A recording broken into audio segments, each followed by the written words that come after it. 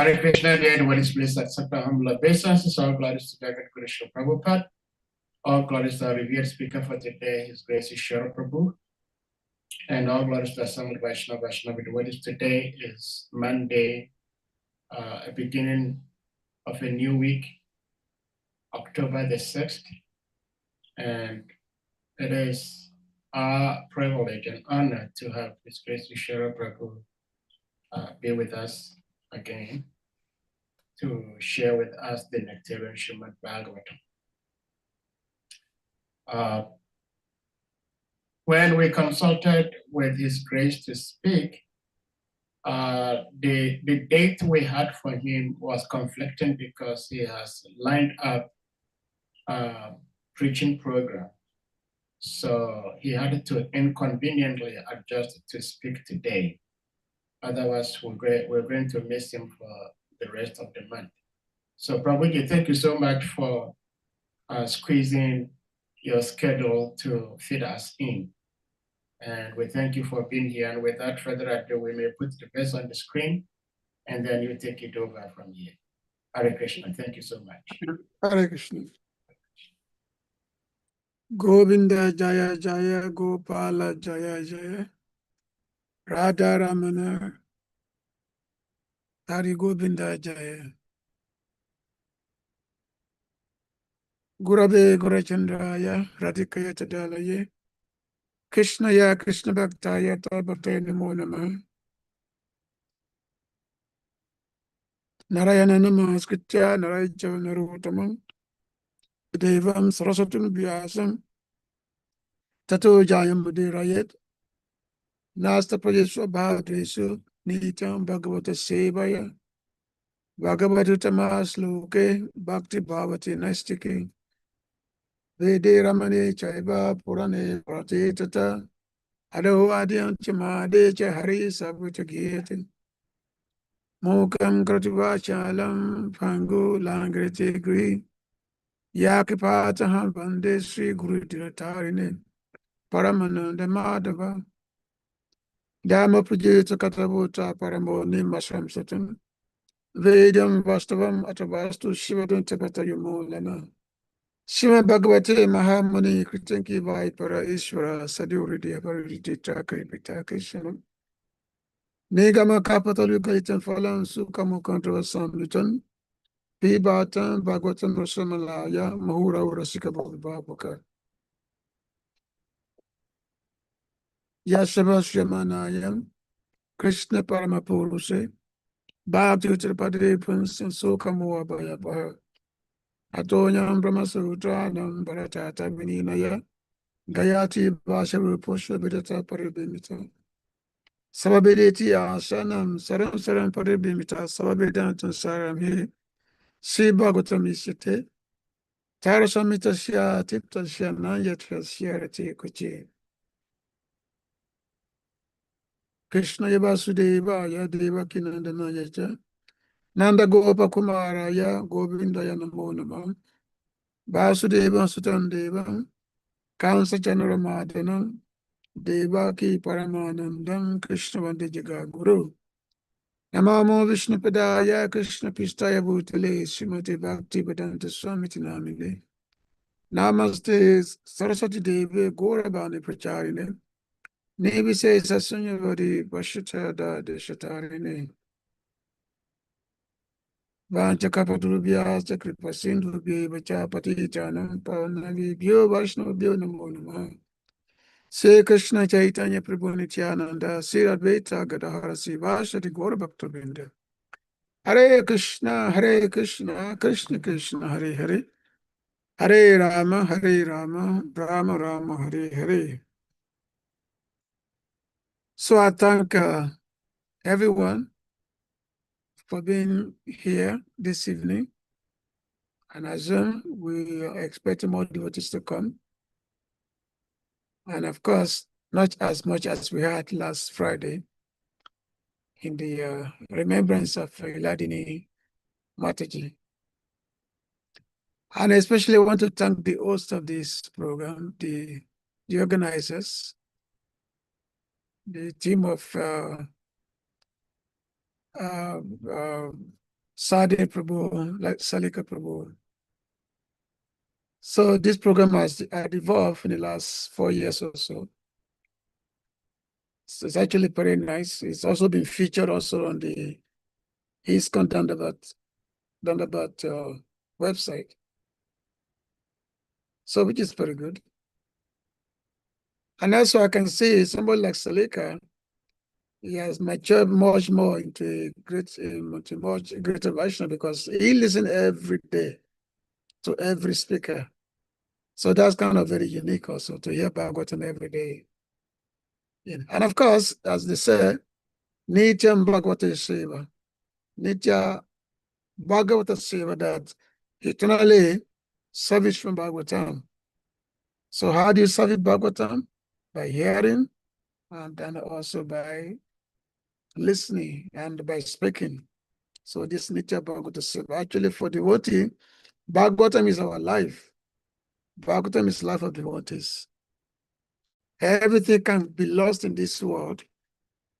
Everything can be lost, whatever treasury you have, whatever goal you have, money.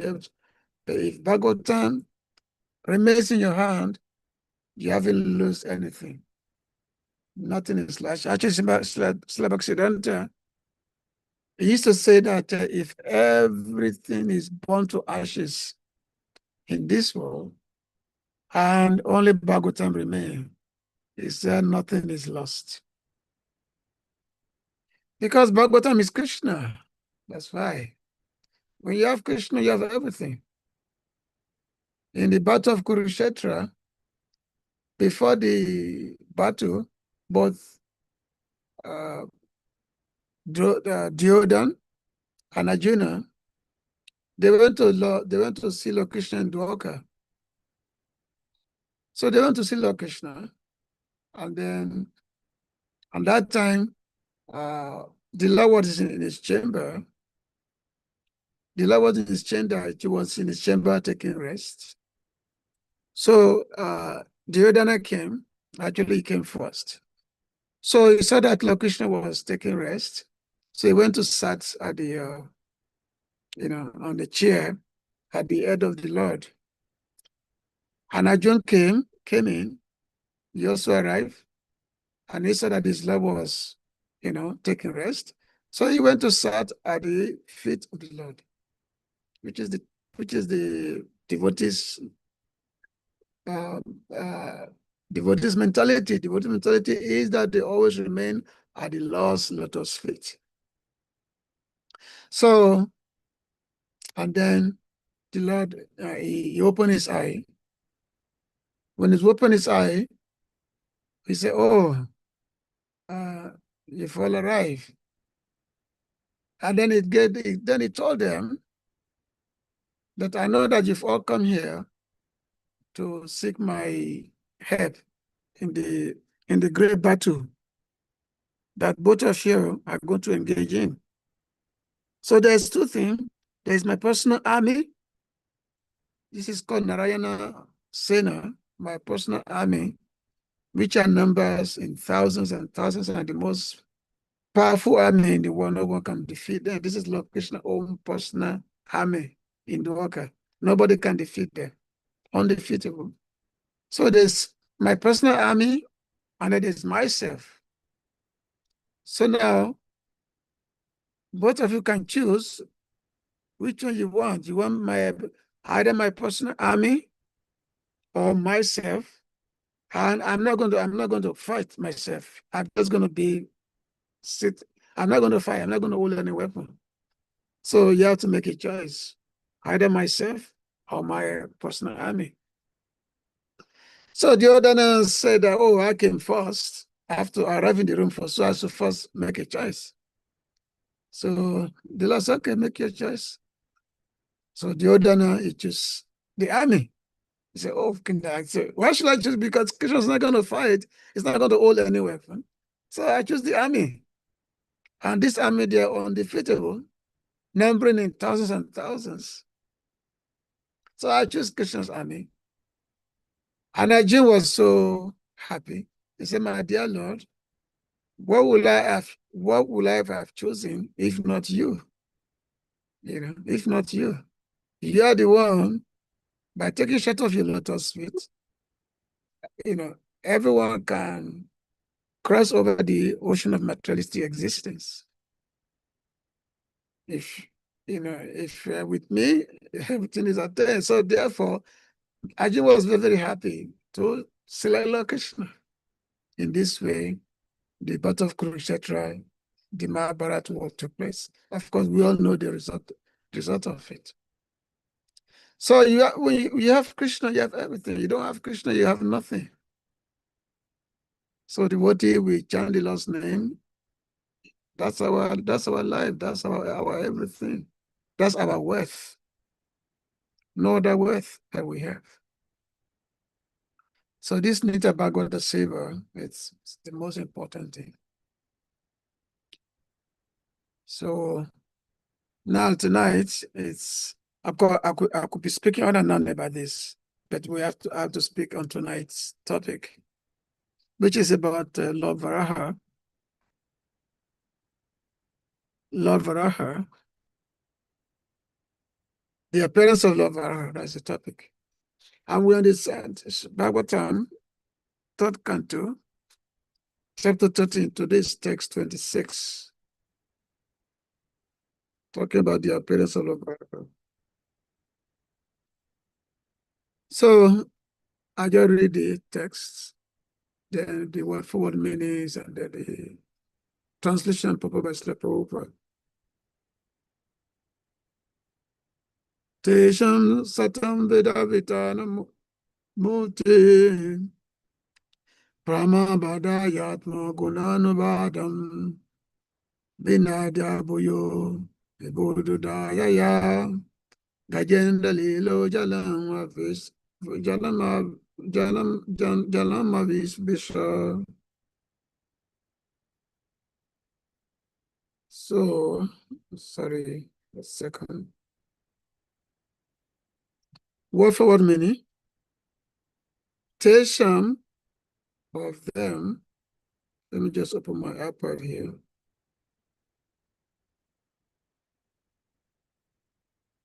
Tesham of them, Satam, of the great devotees, Veda, all knowledge, Vedanamurti, the form of expansion, Brahma, Vedic sound, Havadaya, knowing it well, Atma, of himself, Guna Anuvadam, transcendental glorification, Vinadya, resounding,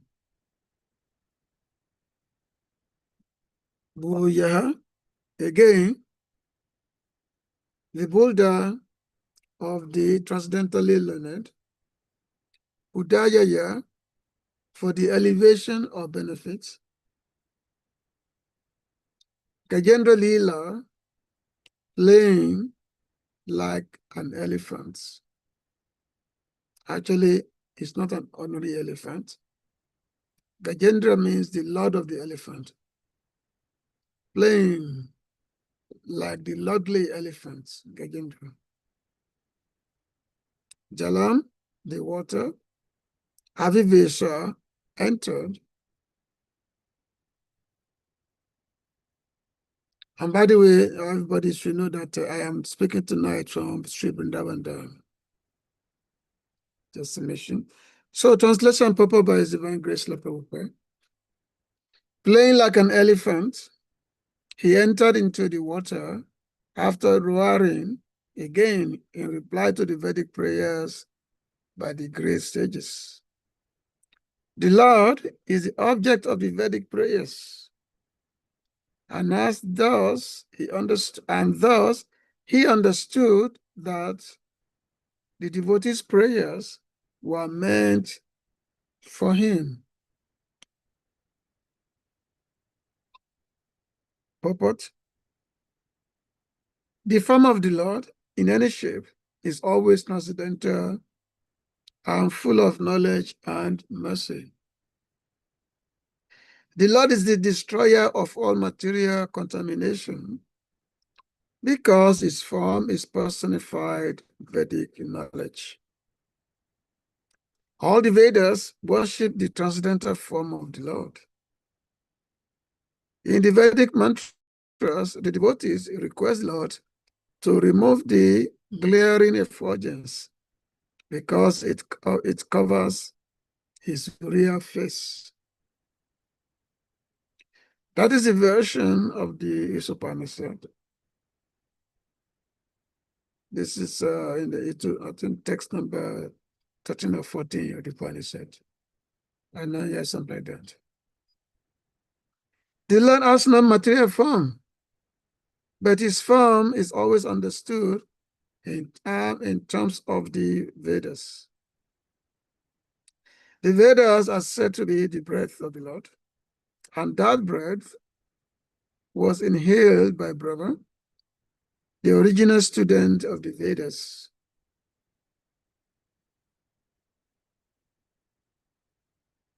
The breathing from the nostril of Brahma caused the appearance of Lord Buddha, and therefore the Buddha incarnation of the Lord is the personified Vedas.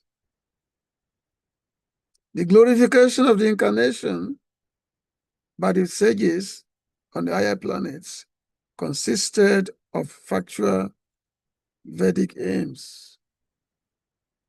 Whenever there is glorification of the Lord, it is to be understood that Vedic mantras are being rightly vibrated. The Lord was therefore pleased when such Vedic mantras were chanted and to encourage his pure devotees.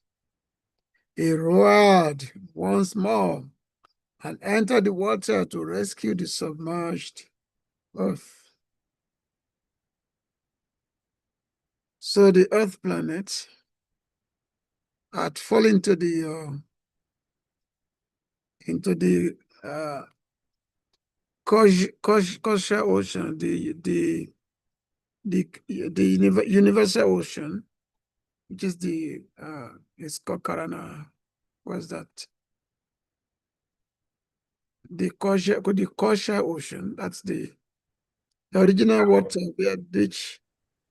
where everything, all the planets, all the planet universe are floating. So the earth has fallen down now, and the earth planet is a very necessary planet, the earth planet. Otherwise, there are many planets. There are millions and millions of planets. So if one planet fell fall down, because there's a gravitational actual law. Ananta says he held all the planets on his foot. Ananta says he has thousands of heads, and on his head, on each one, a planet is situated. Now, because Ananta is unlimited himself, even though he's holding thousands and thousands of planets on his head, but he doesn't feel it. The size of each planet is no more than a mustard seed on his head. So which means it's weightless.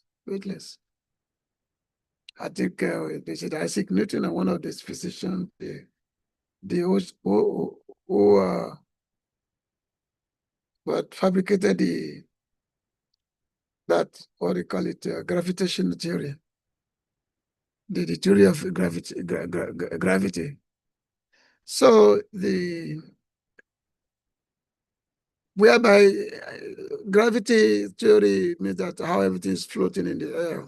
The planet has many situations, so that the planet, but the point is that the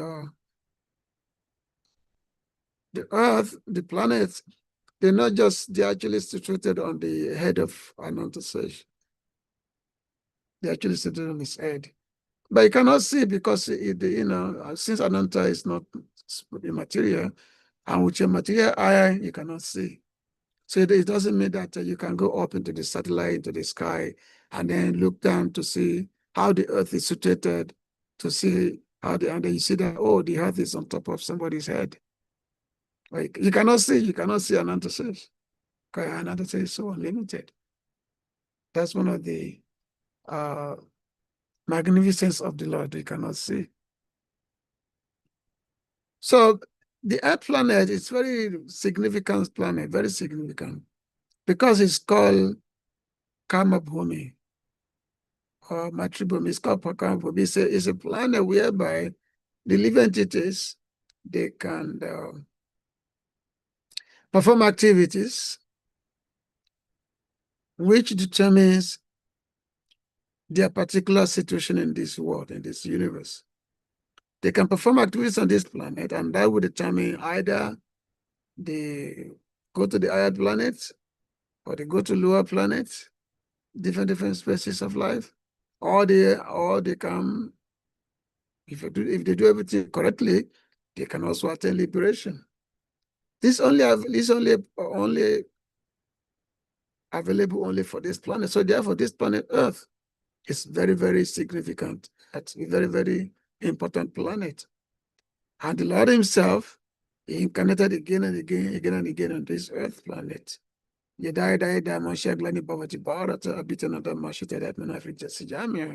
the Lord again incarnated on this planet just to correct the situation. Whenever there is the decline in the religious activities, so the Lord comes. He comes again. Either he comes himself, or he comes in this empowered individuals. So it doesn't just he come either he can come himself, like there are many incarnations are there. But some of those incarnations, they're either full Godhead or they're just expansions of the, or they are like what we call a Sattvavish avatar. There are 6 types of incarnation which are mentioned in the scriptures. And all those six types of incarnation, they all narrated in this Bhagavatam. They are narrated in this Bhagavatam, all those six incarnations, 6 types of incarnation. In the Chaitanya Charitamrita, Sri Chaitanya PRABHU, he fully elaborated, he fully explained, is fully in his teaching to Sanatana Goswami. And also in the Laghu Bhagavatamrita, Srila Rupa Goswami, he explained in very details about the incarnations, different incarnations, how many times many of them appears, in what forms they come in. So the Lord has to come in again and again. But when the Lord comes, we have to understand one thing. Even though the Lord comes, appearing in the material world, he never takes on material form. He never takes on material form. His form is always spiritual. Like in the Srila Rupa Goswami, he said in the Laghu Bhagavatamrita, he said, Save nitya saswatascha dehastascha paratmanaha anupadana raita naiva prakritija kwachit paramananda sandoha jnana mata sabataha sabi saba gunahepona sabado sabivajita. So this is a composition of Srila Rupa Goswami. So he said, and this quotation is from the Mahavaraha Purana.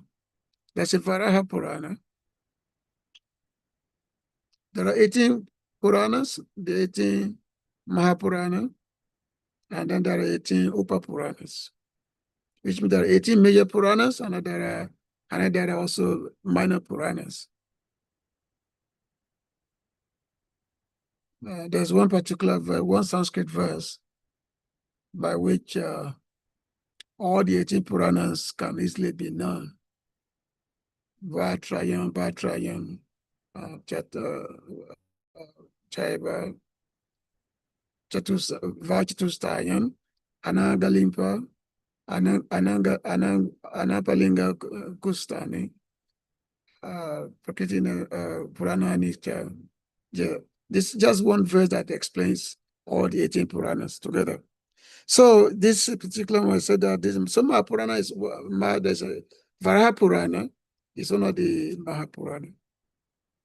So it's the Mahavara Purana says, all the bodily forms of the Lord, of the Supreme Soul, are eternal and unchanging. They never increase or decrease or take birth from material nature. All of them are full of supreme bliss, fully aware of everything, complete in all transcendental qualities, and devoid of any faults. The Gopatapani Upanishad, Purva 19, tells us that the Supreme Lord Krishna chooses to expand himself into many forms. Although one, he appears as many, the Vedas also establish that in all conditions, the Supreme Lord is always complete and perfect. He never becomes incomplete, nor does he splinter into fragments like a stone.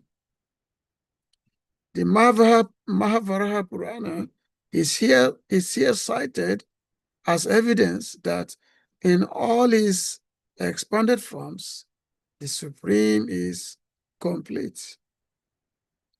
All the incarnations of God are eternal, but they periodically appeared and disappear in the material realm. They are called his bodies, even though in essence they are non-different from him. It is an accepted practice in the philosophical use of Sanskrit to employ the possessive case, even when there is no distinction between possessor and possessed. For example, one may say Chaitanya Atmana Sarupam, pure consciousness, is identical to the self. That's because all the expanded forms of God are identical with the original.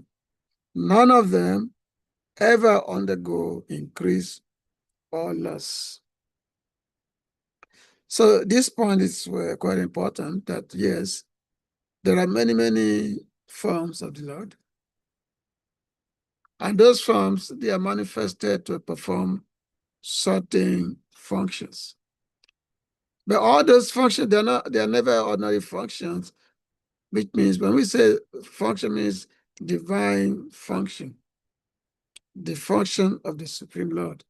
So they do that. And they are in the full Supreme Lord. It mentioned that there are 6 opulences of the Supreme Lord. 6 opulences are there. So all the 6 opulences are there, and every single form of the Lord, every single expansions, they are possessing these 6 opulences. There's never anything diminishing them. So either the Lord appear in the form of a tortoise, Kuma, in the form of a fish, Matsya, in the form of a horse, Agriva, in the form of a swan bird, Hamsa. This is non-human. This is like animal form, in the form of a tortoise, or in this case, in the form of a boar, pig, Varaha, Sukaka, in this form. Actually, talking about this this form of the Lord, which we are talking about now, Jade Goswami, he had composed in his Dasavata Stotra. Let me see if I can find this song.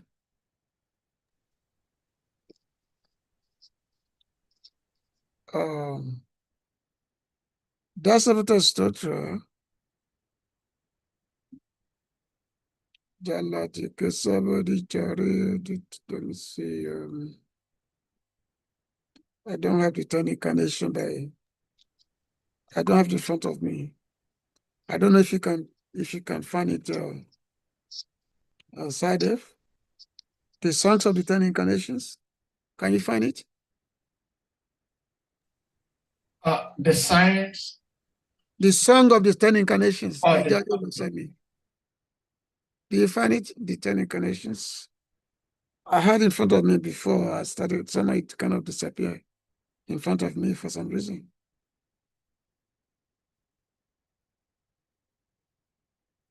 This which means I'm getting old. Very old. Very beautiful song by Jade Goswami. Actually, it should be in this Bhagavatam verse. Let me see. It should be in the next verse, next sloka. Oh, he said, okay, just next one. Prabhupada started it here. Vasati dasanasi kare darani pavalagna sasini kalaka kalibani magna kesabadita sukara rupa jai jagadeva jai jayadeva jagadisare jai jagadisare jai jagadisare kesabadita sukara rupa jai jagadisare jai jagadisare jai jagadisare. So it's all glories to Lord Kesava, Krishna, who appeared as a boar. The earth was held between his tusks, which appear like the scars on the moon. So it's very, very, very beautiful. Very beautiful pastimes. The Lord came and, actually, when, as we read from the beginning of the chapter, that Brahmaji, when he was informed of the situation of the earth, he was informed of the situation of the earth, how the earth had fallen to the ocean, fallen to the Garbhodrata, and the Brahmaji was thinking of what to do. He was meditating about what to do, and then as he was meditating what to do, breathing and out, and then out of his nose come a small entity, a boar. From his nose, a small entity came out of his nose. Just imagine. we can't conceive it. So it came out of his nose, and then Brahmaji was just, as he was looking on, this entity became huge and become big and big and big and big, to the extent that it be so huge that it covers the entire planetary system from the bottom to the top. It's huge form. So which means wasn't an ordinary boar. Was not ordinary. Was not ordinary too. So and that's why when the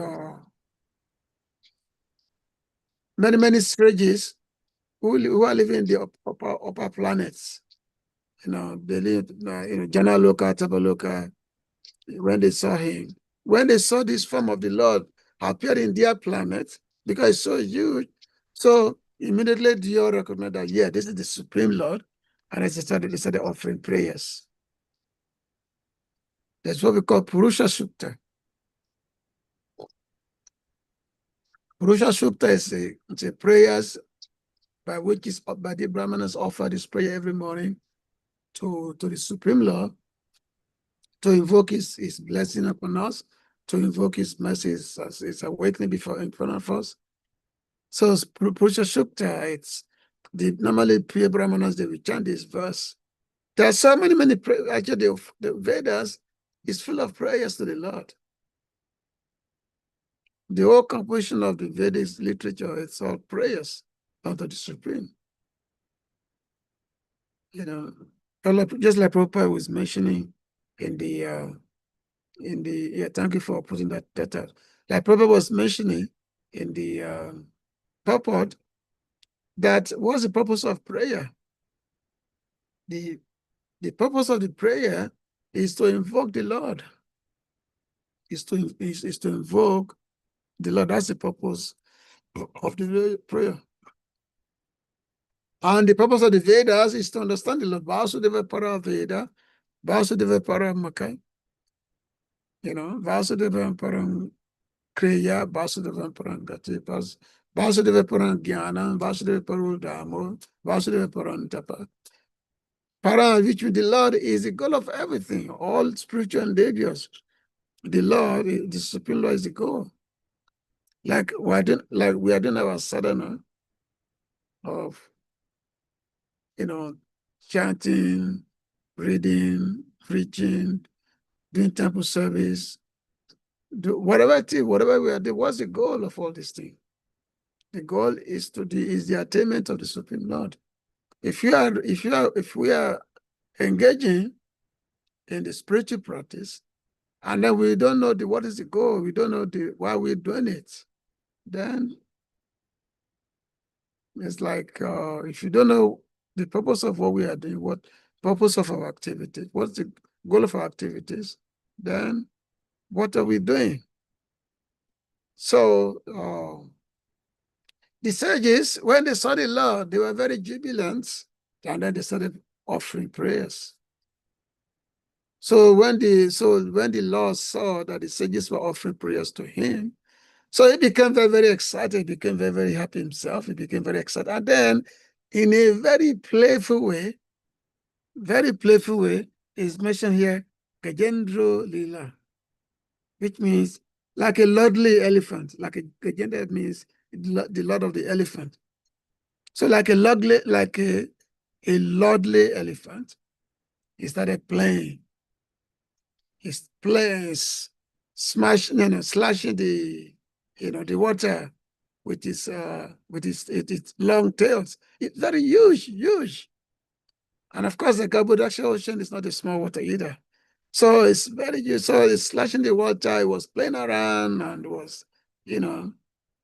he was again dove inside the water, coming out, going back and just playing. So the Lord was having fun, even though the main purpose of his appearance is to come and rescue the earth. He's come and rescue the earth, and that's the main purpose. But the Lord, all his activities are not done because he's been forced to do it. It's all his activities, and that's why it's called Lila. Lila means something that is done in a playful way. Playful. No strenuous effort. No strain of effort whatsoever. So that's why it's called Lila. So Lila came to perform his Lila. He was having fun, he was dancing around, and then eventually, the rescue of the earth will take place. And of course, who caused this earth to fall down? Who caused the fall of the earth? That is this demon, the demon, Hiranyaksha, by which the story is going to be narrated later on, the story of the demons, Hiranyaksha and Hiranyakashipu. So their story is going to come up later on through the, deity having, begging her husband, to have a union with her so that she can secure kids. So that's going to come up later on. But what we are learning from this text is the fact that the Lord is not ordinary. Like Prabhupada mentioned, he said, the Lord has no material form. Yeah, he has no material form, but his form is always understood in the terms of the Vedic scriptures. So the Vedas, that's why I say, Vasudeva Paraveda, if you want to know the Lord, then study the Vedic scriptures, because the Vedic scriptures will, through logic, through philosophical thesis, the Vedic scriptures will enlighten you about the Lord, will enlighten you about the Supreme Lord. Otherwise, without such enlightenment, you will think that the Lord's form is ordinary form. Lord Krishna told Arjuna, Jama kama chame divyan. My birth, my activities, they are transcendental.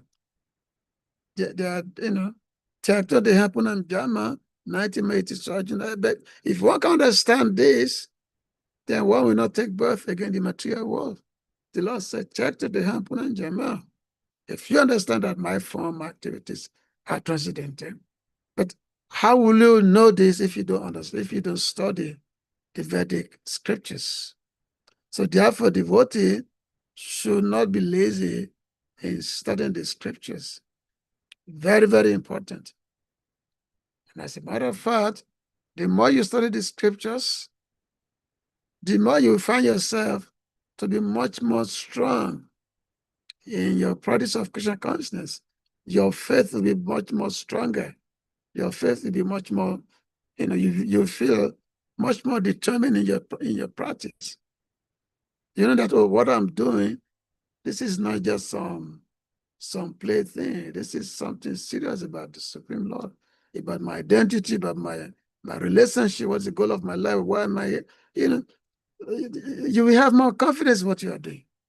The more confidence you are doing, but if you don't study the scriptures, if you don't study the Vedas, then you find yourself being weak. And then you start blaming everybody else. You start blaming the devotees. So devotees have to be strong. But how do you become strong? Study the Vedas. And that's associated with the Vaishnavas. When the Vaishnava, that's why they say that the Sata Prasangam, Mamavya Sambido. Satam means the devotees. When devotees get together, what do? They discuss the scriptures. They talk about the lost past, and when they get, that's what they do. They don't do any other activities. When you meet the devotees, you will never find that, a devotee will never ask you that, my dear Prabhu, how are you? How's your this? How's this? How's that? How's that? No. It is, why would somebody want to waste time? This is what we call Gramya Kata. Gramya Kata means top, the household talk. Household talk. Why would somebody want to engage? Because household talk does not, elevate you. Household talk simply keep you in the material world.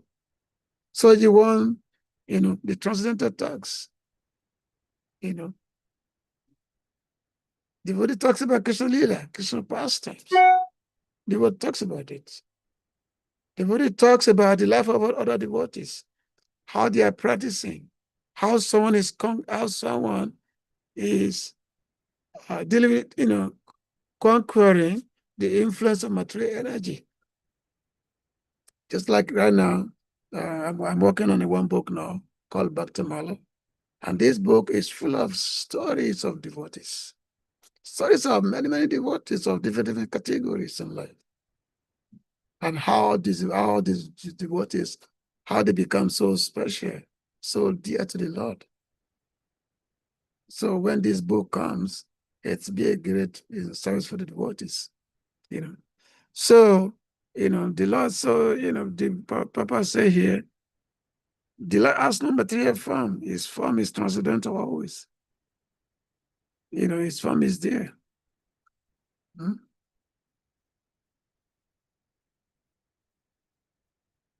So the glorification of the incarnation by the sages on the earth planet consisted of factual Vedic aims. So whenever there is glorification of the Lord, it is to be understood that Vedic mantras have been rightly vibrated. Vedic mantras are nothing but different categories of the glorification of the Supreme Lord. So this is, this chapter is giving us so much insight, so much information about the Lord's identity. That Lord's, because Bhagavatam is full of so many narrations of all the Lord's various incarnations, and how all those incarnations which are various expansions of the Supreme Lord, and how all those incarnations, even though there are many expressions of the Lord, and there are so many of the Lord's incarnations, but they are one and the same, even though so many, but one at the same time. Because the same Supreme Lord, the same one Supreme Ekam, but with Ekam means one. One Supreme Lord, it becomes many. What is that? That's the one Vedic verse said that Eko Bahushat, Eko Bahushat. One becomes many, they say. He said, actually, there's many Vedic, he said, one becomes many, like this. So which one the Lord is always great. One person becomes so many. Just like when Lord Krishna was performing his pastimes here in Vrindavan, Now, this is the month of Kartik. I'm gonna be speaking very briefly about this month, which we are studying at the month of Kartik. I'll speak in a few minutes. So when Lord Krishna was in Vrindavan, and then he was in the dance with the gopis, and there are so many thousands and thousands of the gopis that Lord Krishna has to dance with. Now, one person has going to dance with thousands of women at the same time. So what he did, he simply became many. He simply became many. He himself became unlimited Krishna. He became unlimited Krishna, and then each gopi think that, oh, Krishna is with me only. And also when Lord Brahma, he came to steal Lord Krishna's friends and his cows. They call up Brahmaji. He became kind of confused that he didn't know that how can this person can be my Lord? How can he be the Supreme Lord? And it's, the way he's exchanging, this affection with his friends. His friend putting food in his mouth, and he or his friend, they would take food from their plate, and they put that food into his mouth. So Brahmaji, but he was in the sky and he was looking at this. He said, oh, this cannot be. So let me test. Let me see if I take his friends away. Let me see what he's going to do. So Brahmaji, he took away the cows. He took away Lord Krishna's friends. Now he said, and he hide them somewhere in a cave. Let me see what he's going to do. But nobody can disturb the Lord's pastime, the Lord's enjoyment. Nobody can do that. It's apt to come. So, Lord Krishna simply replicated all those cowherd boys and all the cows and all the cowherd boys. He just become unlimitedly. He became the cowherd boys and cows and everything. And his pastime was continuing just as before. No disturbance, no breakage whatsoever. So after 1 year of our time, which was a moment of Brahma's time, he came to see what Krishna is doing. Now that he's no longer with his friend. But when he came, he was surprised that Krishna is still there, engaging the same pastime with his friends. And they can't see them, same thing, having picnic, all these things. So Brahmaji became the leader. He said, what's going on here? I thought I've taken all the Christians' friends and the cows out of, and I thought I've hidden them away. How come they after the same boys are still playing with Krishna? So he was looking here and there, looking here and there, looking here and there, looking here and there, trying to see. And then to be merciful upon Brahmaji, to be merciful upon him. So, and then Brahma all of a sudden he saw that all those cowherd boys are simply different forms of Vishnu with Krishna. All of them is then he considered actually different different Vishnu forms. So Eko Bahu Shem, Eka Bahu, one they become many, and then again become so the Lord's potency is unlimited potency. So this month is which is now starting. It's called the month of Kartik. Kartik, I hope many of you are ready for it. The month of Kartik, or popularly known as the month of Damodara. That's popularly known, the month of Damodara. Because why is it called the month of Damodara? Because it's the month that we worship Lord Damodara. And who is Damodara? Is Krishna bound by rope. Krishna was tied to a wooden grinding mortar by his mother Yashoda. So it's called Damodara. Udara means the belly. Damo means to be bound. So he was bound by in his belly to a wooden grinding mortar, ulukal. So that's called Damodara. Somebody who's bound in his belly, bound to the wooden grinding mortar. And of course, how was Krishna bound? By his mother. Who can bind Krishna? The person who is binding who's binding every living entity, and how can be bound? But is bound by love, by his mother Yashoda. When we talk about the Mother Lila, you all be amazed how sweet is this pastimes. Very, very sweet pastimes. So the month of Damodara is such a special month that it's called Kartik time, whereby and this month is especially dear to Lord Krishna because there are so many beautiful pastimes that take place. Many beautiful pastimes. The weather is very good. Sarat means the autumn is autumn season. Is the autumn month, which means it's not hot, and also the rain has finished. Here in India, normally we have hot weather, and then after the hot weather, very hot, I mean super hot, maybe hotter than Arizona, very hot, and there's no you'll be lucky if you have a AC. When it's hot in India, it's just hot.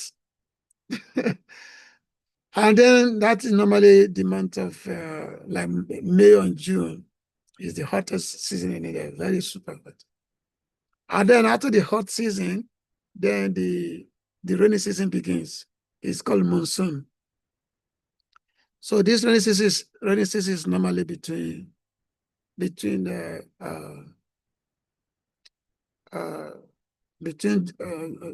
July and to the end of September. So July, August, September. Normally 3 to 4 months, that rainy season. And normally when it's very, very rain, it's really too much rain, it's very, very muddy, everything like that. It's even difficult to go anywhere. And that's why the 4 months of Chatmansha, normally the saddles, they don't travel.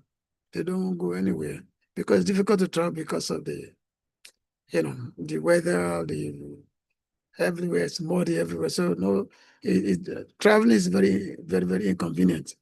So therefore, normally the saddles, they stay in one place, they don't travel for the 4 months. And then the monsoon season is when everything comes down. The rainy season is over. The ground is a little bit, the ground is kind of dry. It's no more muddy. So now, and this is autumn, the autumn season, now it's no more hot. The weather is now become pleasant. It's not hot. Cold season has not yet started. So this month is the best month for Lord Krishna's pastimes. It's the best month for Lord Krishna's pastimes. And the Lord is especially very, very merciful towards his devotee in this month. Any kind of devotional service that one perform in this month, Damodar month, the benefit is thousands of times much more than at any other time. Thousands of times much more than any other time, especially if you happen to make it to Vrindavan. But still, if you can't make it to Vrindavan, even whatever you are, the benefit of rendering devotional service in the month of Kartik is it's like thousands of times much more than any ordinary times. So therefore, this month, devotees take it very, very seriously. Very, very serious. They do the worship of Lord Damodara with the lamp and all that, and they chant Namami Swaram Sachi Ananda Rupan Lasakundalam Gokule Bajamanam Yashoda Biyolu Kala Devamanam Paramista Ajanta to Ditagopia. So we sing the eight sloka. So with this, we sing this song every night, every day for the whole 30 days, for the whole month. And then we offer the lamp to Lord Damodara.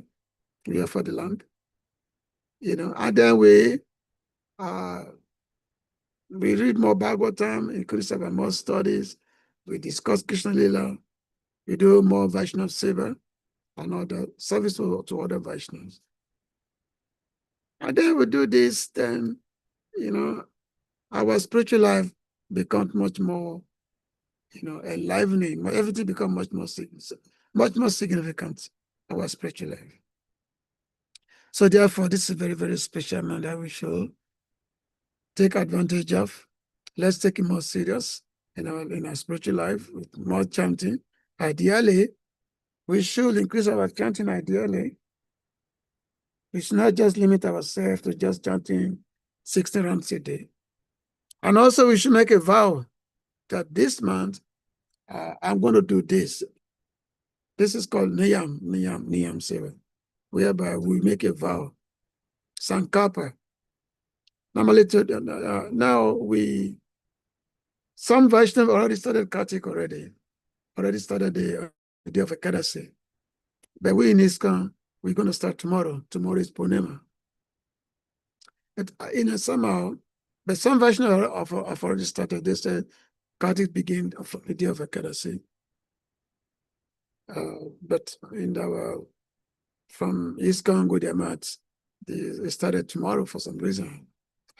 The difference, I cannot explain why the difference I cannot explain. But still, Kartik is Kartik. So the first day, the devotees take a vow. They make a vow, it's called Sankapa, and they say, okay, for next 30 days, I will do this. I will not do this. Some say, I will reduce my eating. I will do more chanting, do more reading, like this. They make a vow. They make a vow of what they're going to do for this month of Kartik. For those who have been Vrindavan, they engage in what we call parikrama, whereby they go to all the wonderful holy place of pilgrimage where Lord Krishna performed his pastime 5,000 years ago. So it's a great month. It's I would say I consider myself fortunate that after 47 years or so, and I'm still getting to see Kartik Brata again. Okay, so thank you very much. It's almost 10 o'clock my time. So if anybody have any question, comments, you can please go ahead. Hare Krishna. Hare Krishna. Thank you so much, Prabhuji, as always. Lots of pastimes of the Lord being shared. Dear devotees, if anyone may have questions, comments, reflections, realizations you may want to ask or share, please indicate by using the hand emoji or your physical hand, and be asked on mute to ask your question or share. Prabhu, I have one confusion. In the paper, Prabhupada described Lord Varaha as the personified Vedas. What is the difference between the Lord described as personified Vedas and then the sages, the great sages in the Srimad Bhagavatam also described as personified Vedas? Like we have the prayers of the personified Vedas in, I think, Canto 4 or Canto, I don't remember the Canto. But what is the difference? Well, that is in the chapter 89 of chapter 89 of the 10th Canto. The prayers of the personified Vedas. Yeah. Now it's explained here in this purport that we're reading today. Either the previous purport or the next one, where the purpose said that the Brahmaji through the what is coming from through the breathing of through the breath of the Lord, the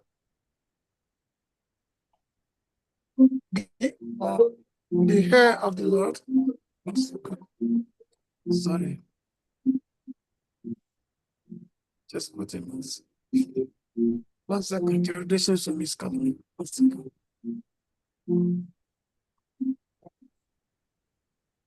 So, Hare Krishna? Yeah, we can hear you.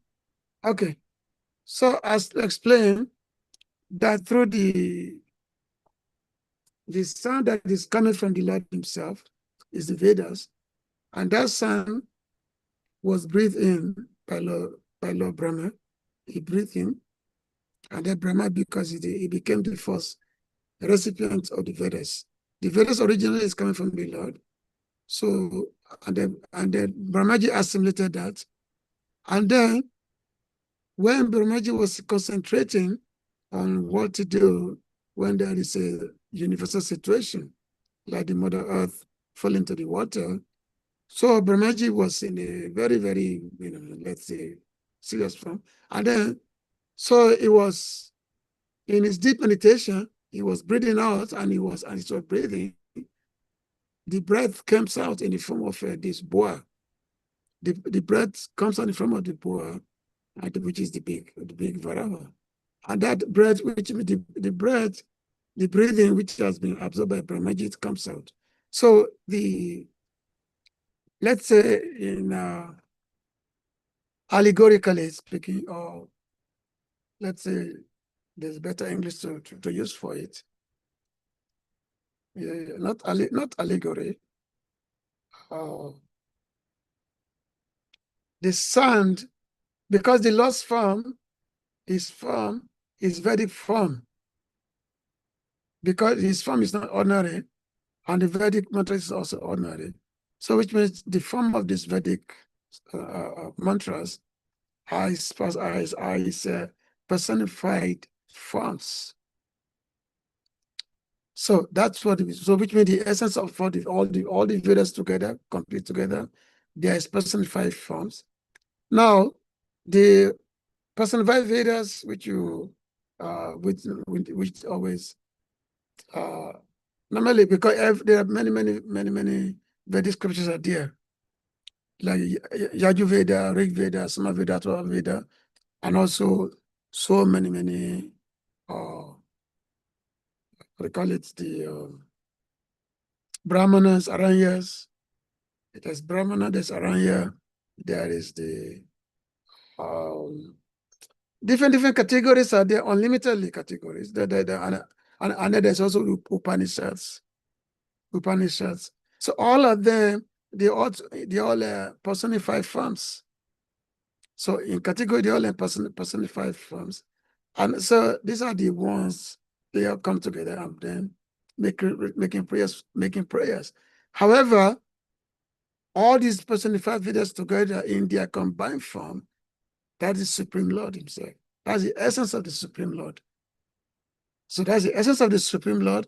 That essence is Lord Varaha, who appear as Varaha. So he's the essence of the old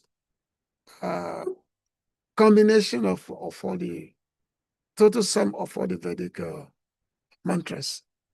So that's that's Lord Varaha. And that's what Prabhupada is explaining this in this purport here, like that. Again, it's just to show us that yes, the Lord is not ordinary. That the Lord, his form is not material form. That is a spiritual form. And the only way we can just imagine or conceptualize it is by through this, through this Vedic mantras, by which that form is assumed from this Vedic mantra, like that. Well, Hare Krishna, thank you so much. But I was thinking that if someone can be very close to the Supreme Lord, that is better. So if the earth is now submerged in the causal ocean, which is the Garabo, we are very close to the Supreme Lord. So why don't we feel more comfortable being there?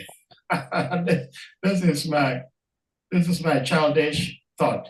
Because if I am very close to the Supreme Lord, then I'm in bliss. But now the Supreme Lord says that is not where we're supposed to be. So he brought us back to where we are today. We are very close to him. The Lord knows it, but we don't know it. But we are the one. We want to keep away all the time. The Lord said, come to me. But we are saying, no. He's in our heart, is the Paramatma. He's always with us.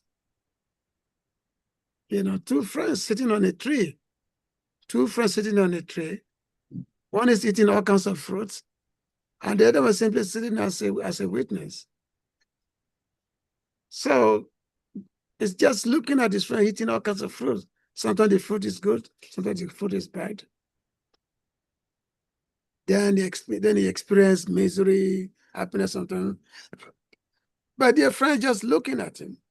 So we are next to the Lord. But because we're in Maya, we cannot see it. That's the thing. We cannot see because we think that we want to be God. We want to be God himself. We want to be the enjoyer.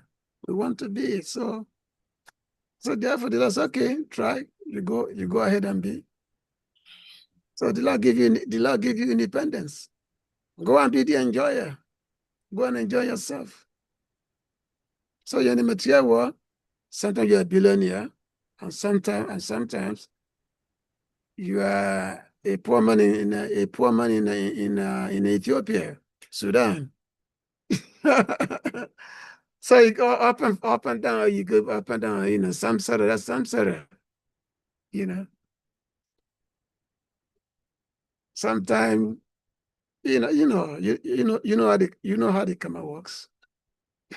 That we cannot blame the Lord. We only have ourselves to blame. But we like to blame the Lord. It's like, God, why me? Why are you allowing this to happen to me? Why me? Why me? Why me? No, we should, we only have ourselves to blame, not, that's all.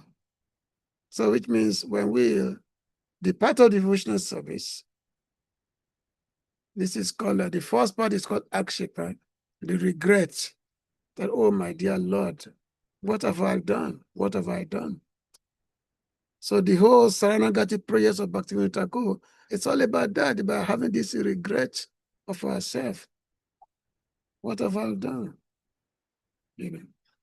Thinking myself, I can be what in fact I cannot be. So anyway, it's a lot. Well, thank you so much, Prabhuji. I have this question which is not related to today's topic or theme, but since you are a senior devotee, you Basi, I would like to ask this question from you for clarification. And you just mentioned Sri Bhaktivinoda Thakur. I see in our movement, I think I've asked this question before, probably not to you, but to other people. We try to follow etiquettes. There was a time, the first disciple of His Holiness Kavichandra Maharaj in Ghana, Ekanath, he was addressing his guru and he addressed him as Prabhu. And His Holiness corrected him, says, I'm not your Prabhu, I'm your guru. So address me as Gurudev. I was right there.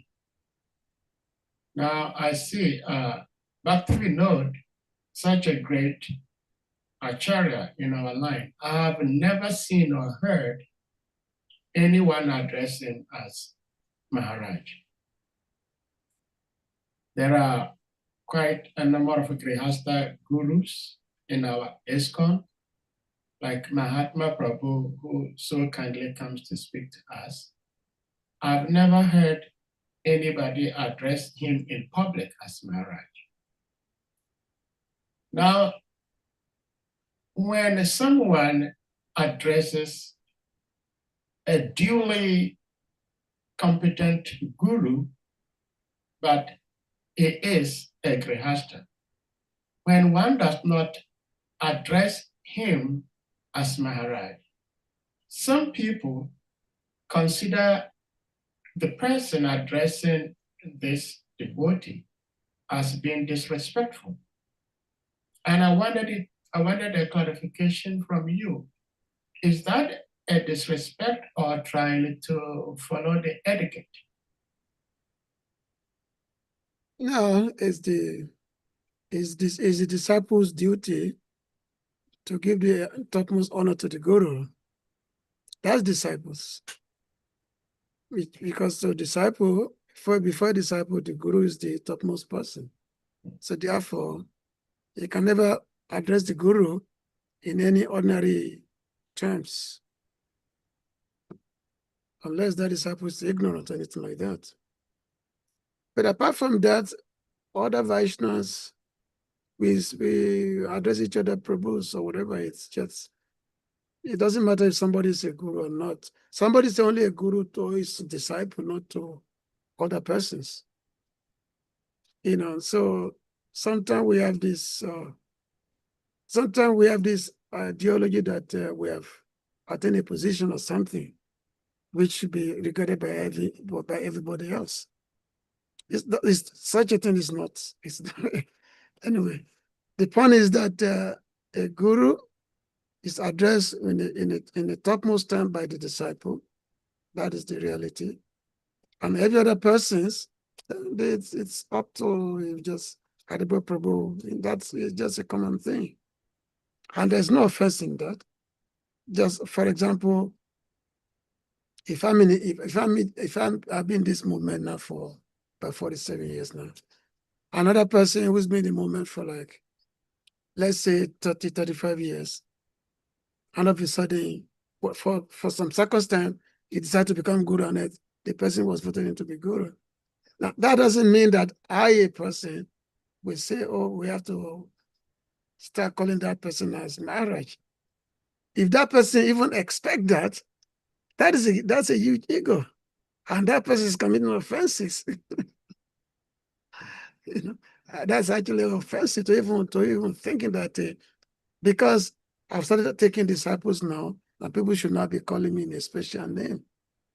So which means you are calling yourself to be the deliverer. The deliverer is not you. It's your guru and Krishna. They are the actual deliverer. You are simply the carrier, that's all. But if you think that we are the deliverer, now people should be calling us as such, then that's illusion. That's Maya. So we should not fall for that. That is simply Maya. Yeah, we should honor all Vaishnava. We should honor all. Every Vaishnava should be honored. According to Srila Narada Muni, he said, when someone is senior to us, we should always give them highest respect when somebody is senior to us. When somebody is our peers, then we should all be friendly with them. Friendly. And when someone is junior to us, then we should be merciful, be compassionate. So that's what, in this way, we will always live in a very peaceful world. That's what the advice of Narada Muni gave. So we should follow that advice. Any position we have in Krishna consciousness movement, it's not like, let's say we are appointed by the authority or by the leadership. It doesn't mean that we are a greater person than our fellow devotees, that we've all been doing the same thing since the beginning of time. No, we should not take it that way. The devotee's way is to always be humble. Trinapi sunichena taruapi sayasnana amanina manadena kitaniya sadahari, that we should be humbler than a blade of grass. We should be more tolerant than a tree. We should be ready to offer respect to all living entities and not expecting any respect for oneself. If one do that, then one can always chant the holy name of the Lord constantly. PRABHU said that. Kirtaniya Sadahari. That's what Chaitanya Prabhu said. And the Lord, Srila Bhaktivinoda said that this verse, we should make it as a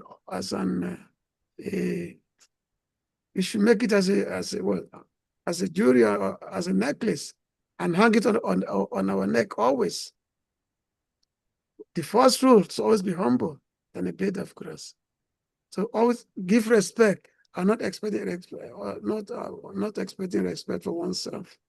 If you want to constantly chant the holy name of the Lord. Okay. Thank you. Thank you so much for sharing.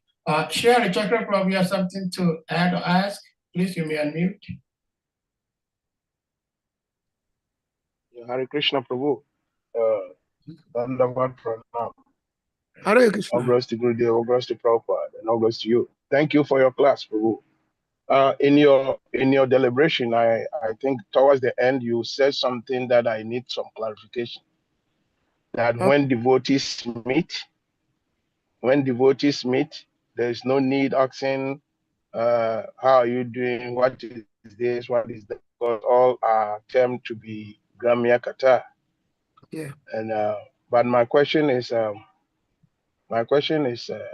if somebody is a physicist and he meets another physicist, I know they talk about physics, but if they are not able to talk about physics as it relates to our everyday life, then what is the point? What is the point? What is the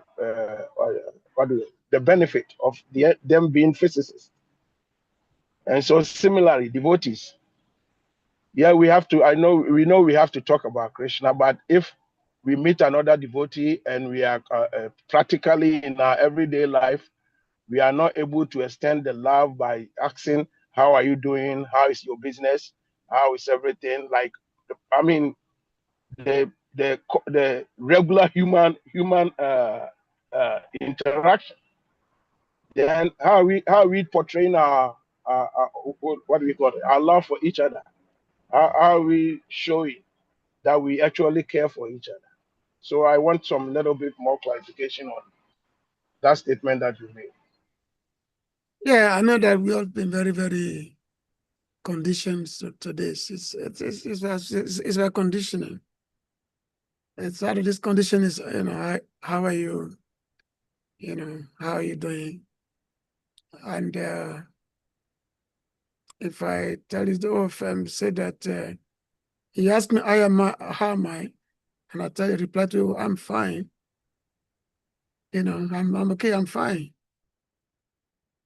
And when in reality, how fine I am. The fact is, material energy, Maya Devi, Durga Devi, actually Durga, she doesn't treat us so kindly. She make us feel good, but she make us sit on her lap. And that lap is full of 3 spikes. Tapatraya, Adidevi, Adhyatmik, and Adibhatika. It's always oppressing us. But she make us feel good. Oh, are you okay? You're okay, you're okay. But we think that, oh, I'm okay. So they will make us thinking that, oh, everything's okay. And if you don't ask me that, how am I, if I'm from okay, then it means you don't have love for me. A Vaishnava not asking you about your condition does not mean that doesn't have love for you. We just misunderstood what is real love. We misunderstood it. We misunderstand what is real love in material world. What is real love? Unless there's Krishna consciousness, there is no love in material world. It's all deception only, that's all. It's all deception. And it's all based on, what benefit can somebody be to me? That's it. The whole material world is just going on that category only. So when we talk of humanity, that in terms of caring, actually the Vaishnava is the most caring person in the entire universe. A Vaishnava is the most caring person, because a Vaishnava not only cares, he cares for your whole being, for your entire being, not just for your temporary material body. Of course, as you say, the real Vaishnava is very, very rare. It's just like when Mahaprabhu, Chaitanya Mahaprabhu, when he went to meet Haridas Thakur, Haridas Thakur was already very, very old, and he's very, very old, and he was struggling to chant, very old. So Mahaprabhu went to Haridas Thakur, and Mahaprabhu said, "Oh, my dear Haridas, my dear Haridas, how are you today? How are you today, my dear Haridas?" That's the question that Mahaprabhu asked Haridas Thakur. And Haridas Thakur replied, "My dear Lord, I'm not feeling good. I'm not feeling good because I'm unable to complete my round.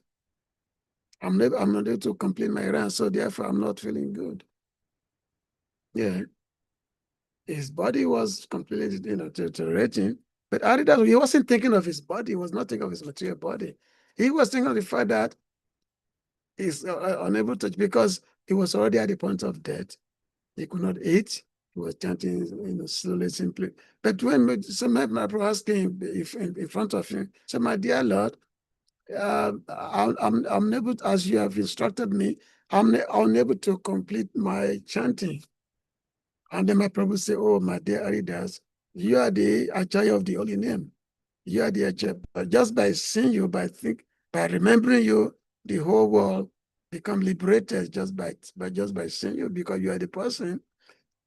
They don't need someone do not need instruction to chant. Just by seeing you, somebody want to chant the holy name of Krishna, like that." So anyway, this point simply need to be understood in a much more deeper way, in a much more deeper version. So the reality is that the Gramya Kata is severely discouraged by the version of acharyas. So we have to really know what is our point of caring. We have to know that.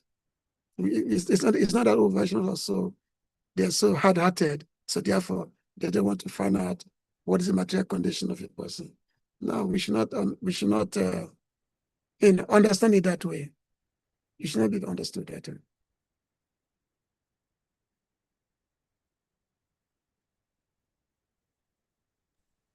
Hare Krishna. Hare Krishna. Shri Govinda Prabhu, yes, please, you may unmute. Govinda Prabhu. Thank you very much, Sadhu Prabhu. Hare Krishna. Harichak, I hope this is a little bit okay. I know it may not answer all your question, but maybe it's okay. Yeah, Prabhu is okay. But I had a follow-up question, but let somebody else ask. Okay. We don't. All right. Okay, Govinda Prabhu. Okay, Prabhu, please accept my humble obeisances. All glories to Gurudev, all glories to Srila Prabhupada, and all glories to the assembled devotees. Jai. And thank you very much for your presentation. This question Harichakra Prabhu just asked.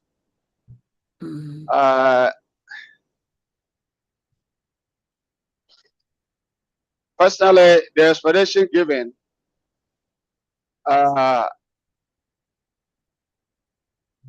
is not very much satisfactory to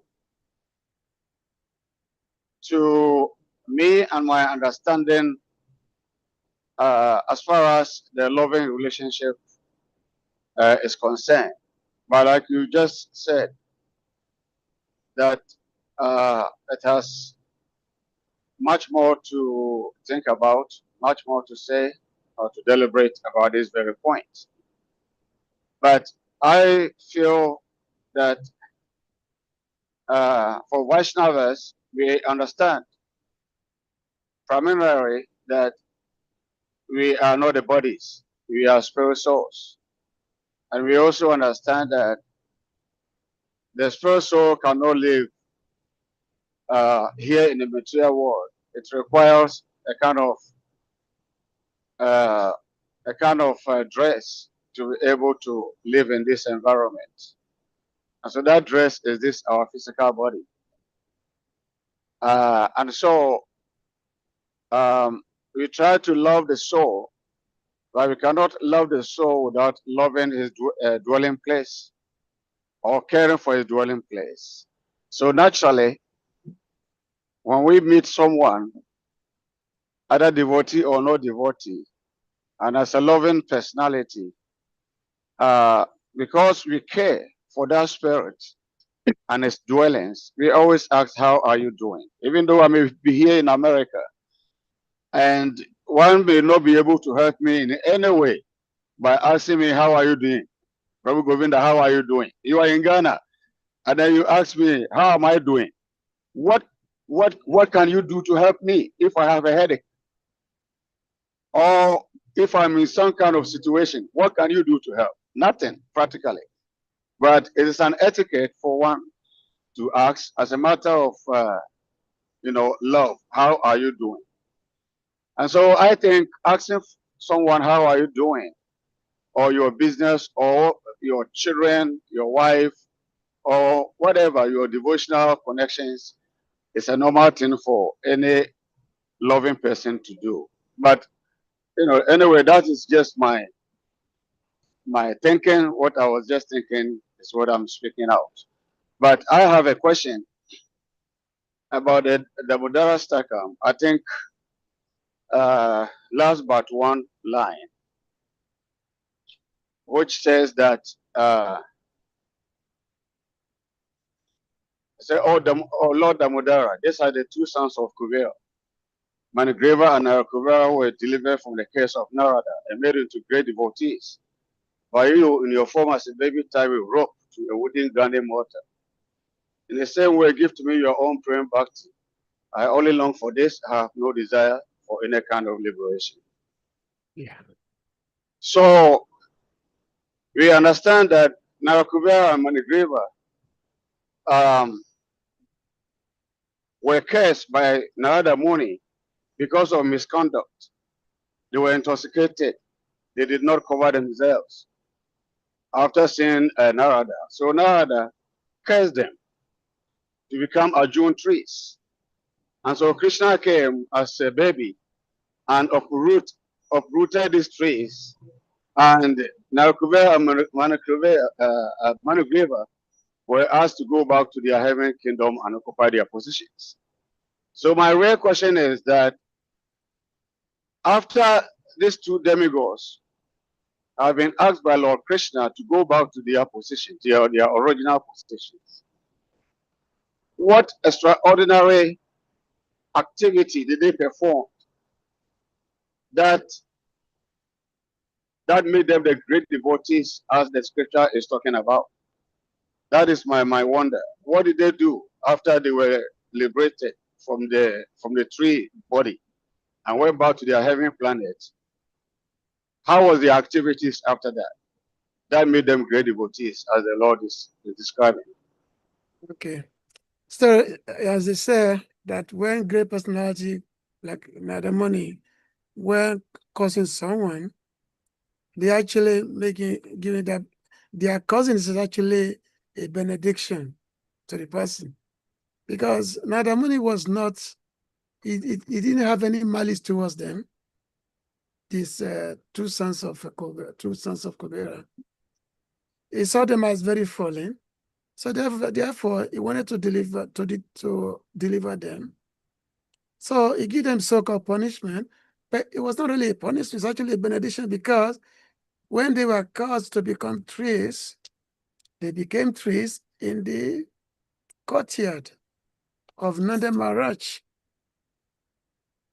And when they became courtyard of Nanda Maharaj, they were able to witness all the childhood pastimes of Lord Krishna. They saw everything right from the beginning. They saw everything. So by that alone, they already attained you. Just by birth and seeing location activities, it's passed from the birth, everything is Krishna's sleeping water. So they've already attained the topmost platform. So after the uprooting of the tree by Lord Krishna,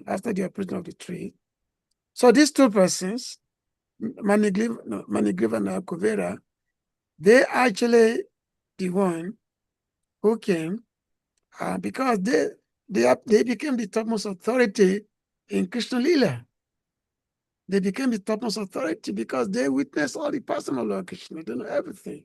So they came back in the name of Madhukanta and Snekanta. And then they actually narrated the whole pastimes of Lord Krishna. Madhukanta and what? Snekanta, Madhukanta. Snekanta, okay. Yeah. So Lord Jiva Goswami, he wrote a very wonderful book called Gopal Champu.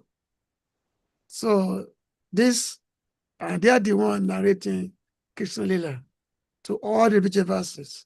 Every night, all the Vijayavasis will gather, and then they will hear Krishna Lila from the mouth of these two persons. So, it's a great personality. When they give you a cause, they actually give you a great benediction. So the Madhukanta, this Nolakuvera Manigriva. So they got the Thomas platform, they got don't benefit, and they became the Thomas authority in the narration of Krishna's pastime, narration of Krishna Lila. And this was revealed to us by Srila Jiva Goswami in this book, Gopal Champu. If you want to know everything, the nitty-gritty of Lord Krishna's pastime, read this book. It's called Gopal Champu. Very, very beautiful scripture. We have it in the scan. You can get it. Hare Krishna. Hare Thank Krishna. you very much. Thank you. Okay. Well, Hare Krishna. Arichaka Prabhu, do you want to do your follow-up or we bring this to a close?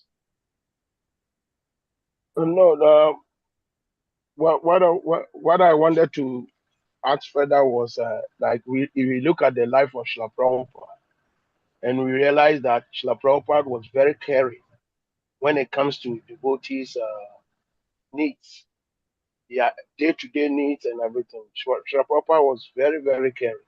And because of that, he was able to attract a lot of devotees who in turn became so dedicated to his mission. So the idea is what personally my realization is that most of the time we go out, we preach to people, they come to our temples and they see that the way we live our lives, like our lack of caring and everything, they leave and never come back to the temple. Because there are certain things that are, basic etiquette. Like a visitor comes to the temple, you have to approach the person in a very the person doesn't even know I'm a spirit soul. So something has attracted the person to the temple. So if we become like so exalted devotees that we only all know that we are spirit souls, so and we don't care about the ordinary interaction, human interaction, then how are we going to even get people to come and listen to us? So as I said that this point should not be misunderstood. Like a Vaishnav is actually the most caring person that we can ever imagine. In the material world, everyone is envious of one another. Everyone's envious of one another in the material world. But the spiritual circle is different. A Vaishnava has love in his heart for you as a person, and that love is not just, it's actually much more fundamental. The love of your being. And why will somebody give everything to a guru like Prabhupada? Because they know that Prabhupada is only the best of his art for him. So a Vaishnava has the real love, not the so-called superficial love we talk about in the material world. So this should not be misunderstood. Devotees are not hard-hearted. The real devotees are not hard-hearted. I cannot call myself a devotee, of course. But a real devotee is not hard-hearted, actually very, very, very simple-hearted fellow. Just like the Goswami that call it, they said, Dira Jana Priya Priya Karo. Because they said that they are very dear to everyone, the ruffian, the gentle. Why? Because they have no envy towards anyone, no jealous of anyone. So the real love in the material world, there's no real love in the material, let's put it, because everyone is jealous of the other person. The envy is there. Yeah, Prabhu, you answered my question now. Now you answered my question. Okay. I think now you answered my question. Because the aspect of you saying that the real Vaishnav, because he's not envious of anybody, and that he's like what do we call it? A well-wisher of everybody. Yeah, thank you. That aspect answers my question. Okay. Hare Krishna. Thank you. Well, I once heard a lecture from His Holiness Radha Swami Maharaj, and he was talking about when Lord Jesus Christ was asked of all the tenets, of all the commandments of the Lord, which is most important. And then Lord Jesus Christ answered by saying, love God with all your heart, with all your soul, with all your mind, with all your everything.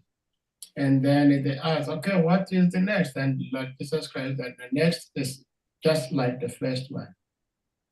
Love your neighbor as thyself.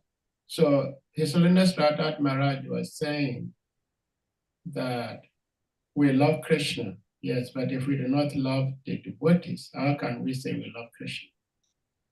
So loving devotees also means that we ask for their well-being, because everything about the devotees is about pleasing and serving the Lord. But I think what Ishwara Prabhu was saying was sometimes devotees getting together and discussing like politics and things that may not even relate to the well-being of the devotee, but just material topics. I think that's what the definition of Gramya Katha, if we look into that, will give us what topics fall under that. But asking devotees well-being, how their health is and things like that does not fall under that. I don't think that's what Prabhu was saying. So we thank you all, and His Grace Ishwara Prabhu, we thank you for being here as always. And specifically, like I was saying before we started this program today, I didn't realize that you were in the Sangha this past Friday until you wrote that you were signing up. And I said, wow, Prabhuji was here and he's been here for all these hours, because it was more than 4 hours. And you stayed on for a little over 3 hours. So thank you. And dear devotees, we thank you all as always. With that being said, we're going to humbly request you all to kindly unmute. Sir, I don't think you gave Ishwara the chance to give his last remarks to okay. All right. Thank you for reminding me, Shri Harichakra Prabhu. So Ishwara Prabhu, please, if you may give your last remark for today's Sangha, please. Harichakra Prabhu, thank you. Anyway, as I said, the conclusion of my lecture that so it's the month of Kartik. We should just be, let's take some vow, some extra thing on our devotional life, especially for this month, and then we get some good more. You get some extra benefits, like that.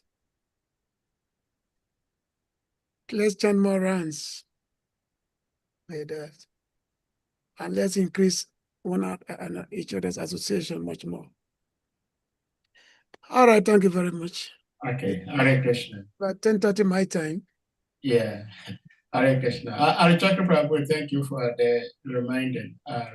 Thank you.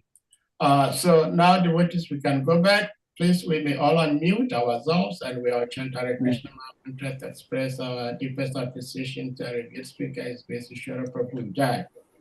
Hare Krishna, Hare Krishna, Krishna Krishna, Hare Hare, Hare Rama, Rama Rama, Hare Hare. Rancha Kalpa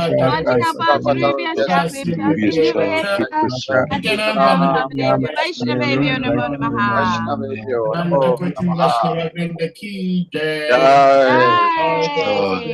Ishwara Prabhu ki jai, Guru Param Krishna ki jai, Vaishnava.